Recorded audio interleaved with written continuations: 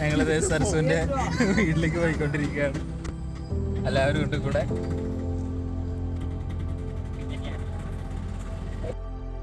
ഞാൻ നേരത്തെ പറഞ്ഞ പോലെ ഞങ്ങളിത് സരസ്വതിയുടെ വീട്ടിലേക്ക് പോവാണ്. അവൾക്ക് കുറച്ച് സർപ്രൈസസ് ഞങ്ങൾ കൊണ്ടുവന്നിട്ടുണ്ട്, പക്ഷെ അവൾക്ക് സ്റ്റിൽ അത് അറിയത്തില്ല. പിന്നെ വേറൊരു കാര്യം എന്താണെന്ന് വെച്ച് കഴിഞ്ഞാൽ, ഞങ്ങൾ പോയ ദിവസം സരസുവിൻ്റെ ചേച്ചിയുടെ ബർത്ത്ഡേ കൂടിയായിരുന്നു. അപ്പോൾ ലൈക്ക് എന്താ പറയുക, ഭയങ്കര സർപ്രൈസ് ആയിരുന്നു അത് ഞങ്ങൾക്ക്. അങ്ങനെ ചേച്ചിക്കൊരു സർപ്രൈസായിട്ട് ഗിഫ്റ്റ് കൊടുത്തു.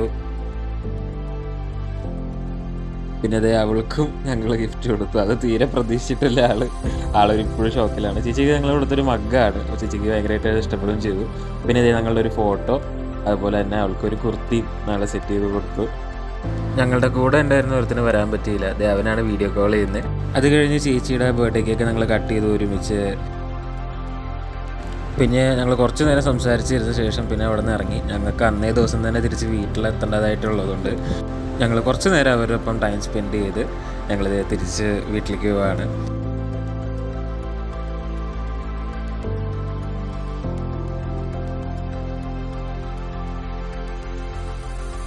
ഞങ്ങളങ്ങനെ മൂന്നാർ സെൻറ്ററിലെത്തി. സരസ്വ അങ്ങനെ ഞങ്ങൾക്ക് കുറച്ച് ചോക്ലേറ്റ്സും അതുപോലെ തന്നെ അവിടെ ഫേമസ്ലി കിട്ടുന്ന കുറച്ച് തേയില അതിൻ്റെ സംഭവങ്ങളൊക്കെ വാങ്ങിച്ചു തന്നു.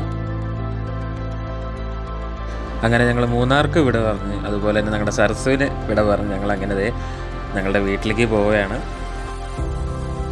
അങ്ങനെ നമ്മൾ കൊച്ചിയിലെത്തിയിരിക്കുന്നു. കുറച്ച് നേരമായി. എല്ലാവരും ക്ഷീണതയാണ്, എസ്പെഷ്യലി